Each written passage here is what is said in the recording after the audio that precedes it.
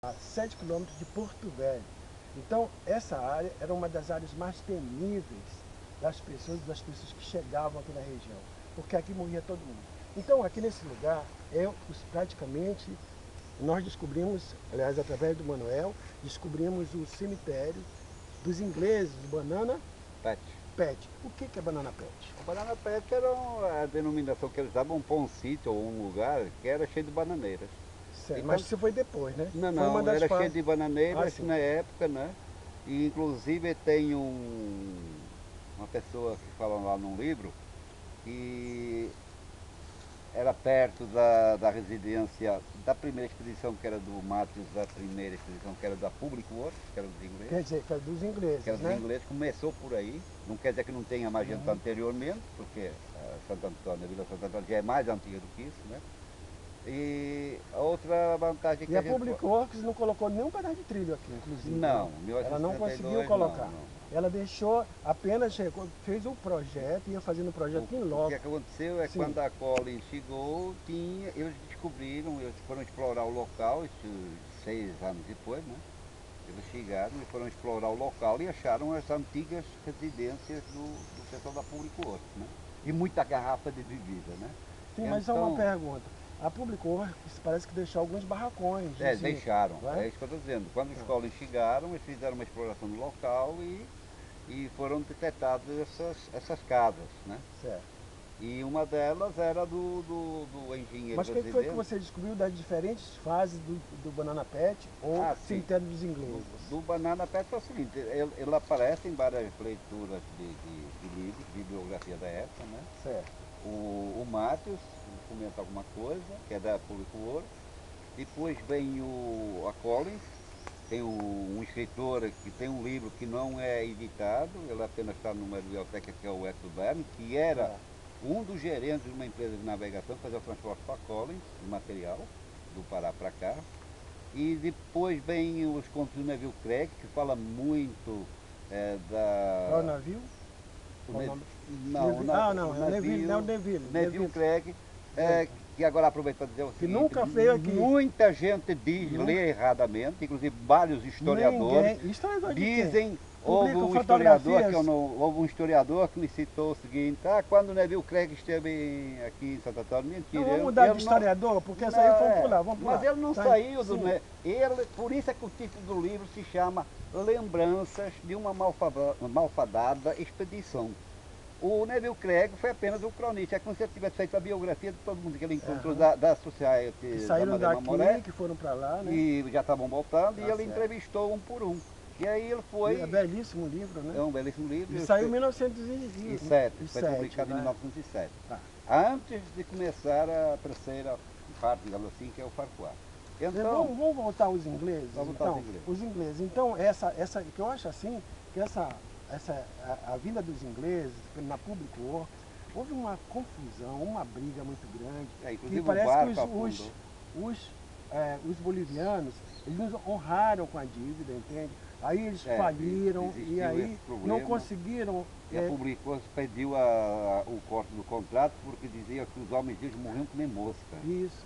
Por causa das doenças, né? Que era malária, febre amarela e outras doenças mais, que aqui matava E gente. foi por um tribunal a briga, né? Um tribunal Pois é, internacional. houve na justiça, inclusive depois no Collins, ele teve que... Houve um acordo nessa história do Collins, quando ele pegou essa ação para vir para trabalhar, para fazer 10 quilômetros de estrada de ferro, se eu não estou errado, e houve um acerto, que ele teria que repassar o dinheiro para a Public Works, ou para a financeira da Public Works, daquele material que eles teriam deixado aqui em Santo Antônio, porque eles não tinham feito nada com ele. Aham. Né? Portanto, houve um acerto de contas desse prejuízo dele. Agora, voltando em 2002, uma pergunta que eu quero te fazer, que eu acho que você está enfrentando, é assim, um desrespeito ao teu trabalho, um desrespeito a toda uma descoberta que você fez, sabe? A irresponsabilidade das pessoas que estão, inclusive, pessoas que estão negando, porque eu quero saber como é que foi você descobrir, porque hoje, você está vendo, nós estamos dando posse, mas é a descoberta, eu como arquiteto, eu estou constatando essa posse, que você descobriu e o que está sendo para ti esse momento de incompreensão de você, qual foi o método que você viu para descobrir? Para descobrir o método. Eu sempre fui um estudioso e, digamos assim, que eu sou fanático pela história da Madre Mamoré. Isso para várias fases, só isso aí já é de atiçar a curiosidade humana e saber por que tanta fase não acontecia nada. Então quando a pessoa começa a estudar isso, começa a ver várias fases, né? Uma empresa veio, não fez nada, a outra uma dificuldade também, barcos que afundavam no meio do caminho. Mas como que tu descobriu? Né? Exatamente. Então, eu como leio muitos livros, tudo que é livro da Você é português, nasceu de que cidade? Sou do Porto, moro aqui Quando você chegou aqui? Moro aqui desde 83. Como você falou que você é apaixonado pela Madeira Mamoré. E como que você chegou aqui? Como você descobriu isso? Então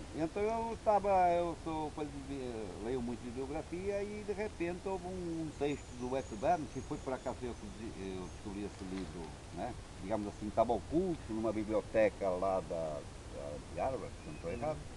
E esse livro é uma pessoa que realmente esteve aqui. E ele tem um trecho lá, várias partes do livro, chamam muita atenção. Essa parte da doença, da morte. E aí esse escritor, que era gerente de uma empresa de navegação, ele faz o seguinte, ele está falando com o Collins, e o Collins diz assim, olha, ou eu volto vivo para casa, ou eu vou acabar lá no Banana Pet. Que é aqui o cemitério dos ingleses, que é aqui, e tem um outro nome, inclusive, né? Além do Banana Pet. Agora você falou, comissão também. Pode ter sido uma possibilidade, que a comissão Pingas também morreu umas 40 pessoas. Quanto? 40? Umas 40 Poxa. pessoas. Então, a comissão Pingas veio do Rio de Janeiro. Foi aquela que veio depois para verificar o que tinha feito. Execução do trabalho. E, já, na época do Império, inclusive. E então, eu chamou a atenção foi essa parte do Banana Pet. E aí eu comecei a procurar e comecei a aumentar o leque de pesquisa em outros livros e comecei a deduzir onde seria a localização, né?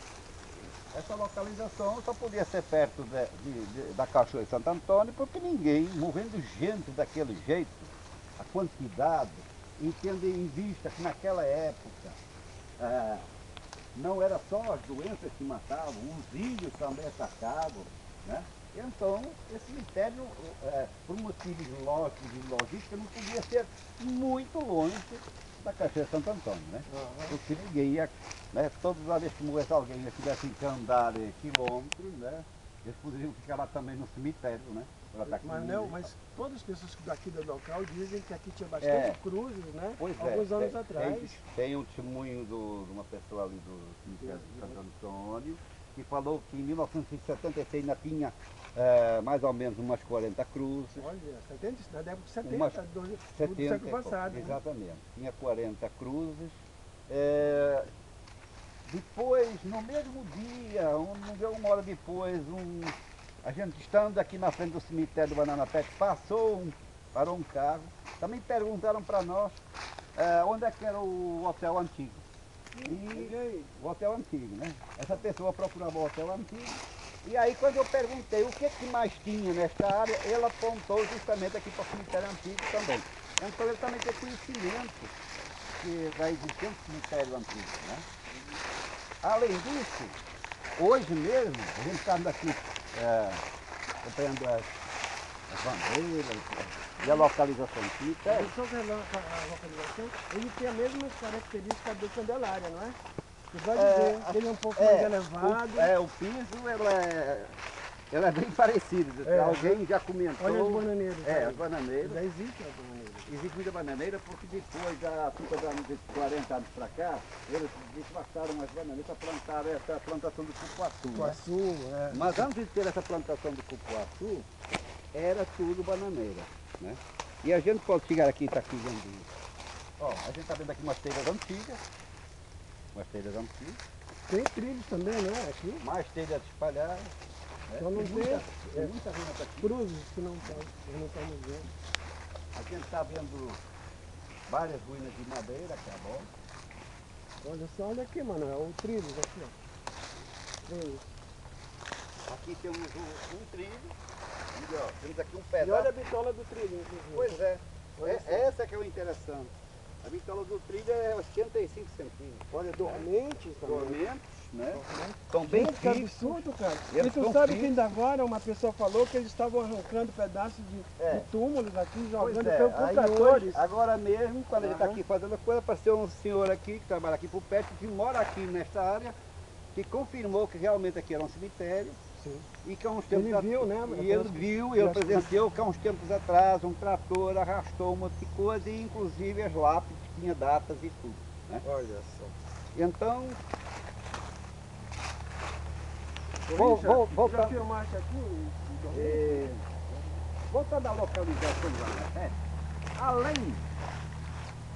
Além da bibliografia que falava da possível localização e aonde, onde nos dava recurso de saber onde é que poderia ser, faltava mais alguma coisa. Então, é uma parte muito importante e é uma coisa que está muito bem documentada nos documentos antigos da Maria Moreira, principalmente na cartografia da Maria Mamoré de 1912.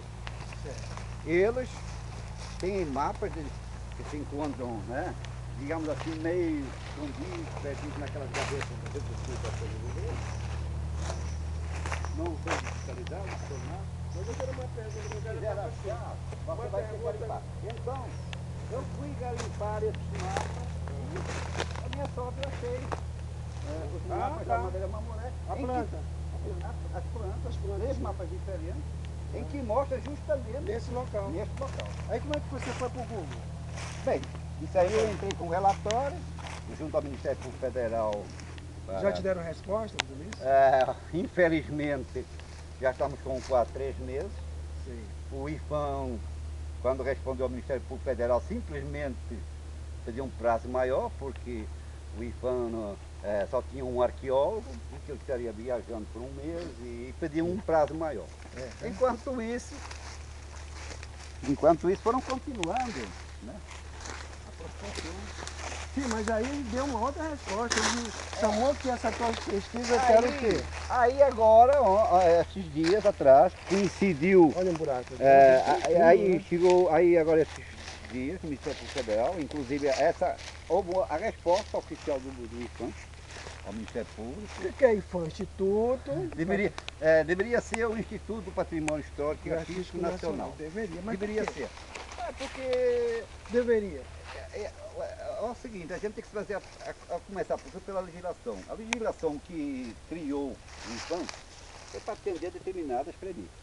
Para isso, a legislação ela aborda várias coisas que o IFAM tem que ter responsável por fazer. Né?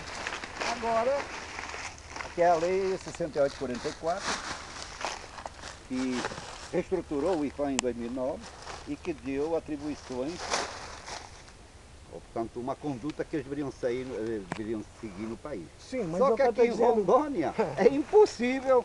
Agora tu está tendo dificuldade deles respeitarem isso. Porque eles respeitam, pelo que eu estou sabendo, Manuel, eles estão descaracterizando eles estão fazendo tudo para que isso não seja verdadeiro. Não seja verdadeiro. E eles têm o poder porque eles estão usando a instituição. Eles usam a instituição. Agora, esse teu trabalho tem bases, inclusive, científicas, entende? Claro.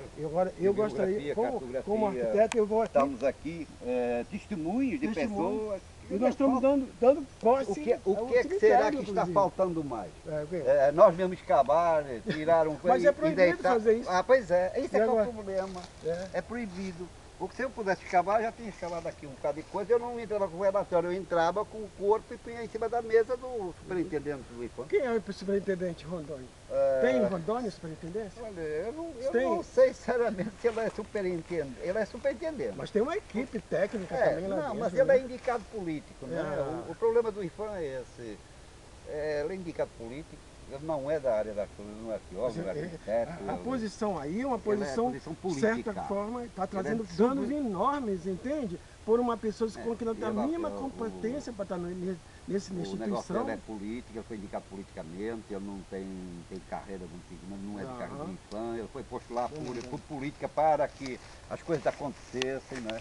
Ele permite que as coisas saiam normalmente, sem problema nenhum, né? E por isso acontece que E no meio de tudo isso, as coisas não são divulgadas, as coisas não são muito publicadas, as coisas são meio ocultas, Eu né? sei. A gente tem o exemplo ali daquele projeto ali da reforma da... Mas essa posse, oficinas. por exemplo, eu estou constatando como arquiteto, como urbanista, estou constatando o teu trabalho. Teu trabalho foi correto. Agora, eu não admito que eles chegam aqui dizendo que vou desmoralizar o trabalho. Eu fiz o que Eles podia, estão desmoralizados. Eu fiz o que podia. Isso é uma descoberta. Por Tá conta entendendo? própria, É só isso. sem envolvimento de políticos, nem outras empresas, nem nada, e até despesa minha.